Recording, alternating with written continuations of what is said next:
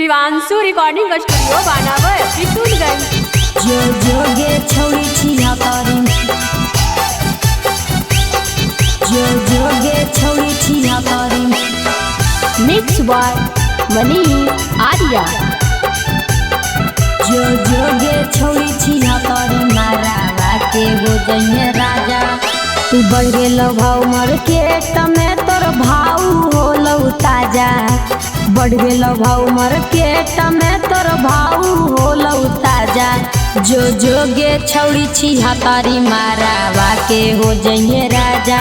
जो जोगे छौड़ी छिया तारी, मारा के हो जइए राजा। बढ़ गेल भाव मार्केट में, तोर भाव होलौ ताजा। बढ़ गेल भाव मार्केट में, तोर भाव होलौ ताजा। जो जोगे छौड़ी छिया तारी, मारा के हो जइए राजा। जो जोगे छौड़ी छिया तारी, मारा के हो जइए राजा। जो जोगे छौड़ी छिया तारी, जो जोगे छौड़ी छिया तारी। जो जोगे छौड़ी छिया तारी, मारा के हो जइए राजा। मारा के हो जइए राजा। चूसा लेनी रात माजा, लेके देनी साजा गे। कोई नहीं पूछा तो तोर बाजैतौ फटल बाजा गे। बाजैतौ फटल गे। चूसा लेनी रात माजा, लेके देनी साजा गे। कोई नहीं पूछा तो तोर बाजैतौ फटल बाजा गे।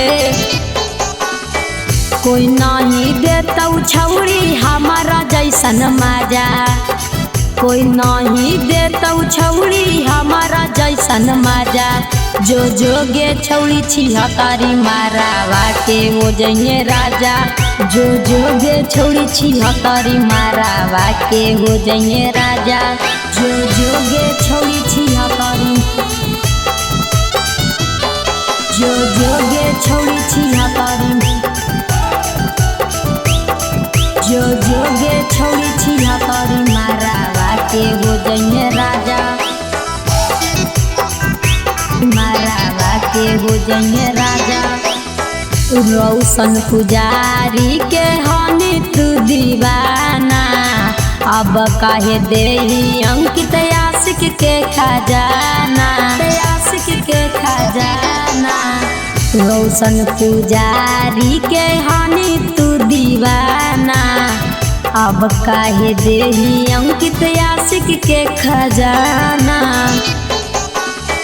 कोई नहीं देतौ छौड़ी हमारा जैसन माजा।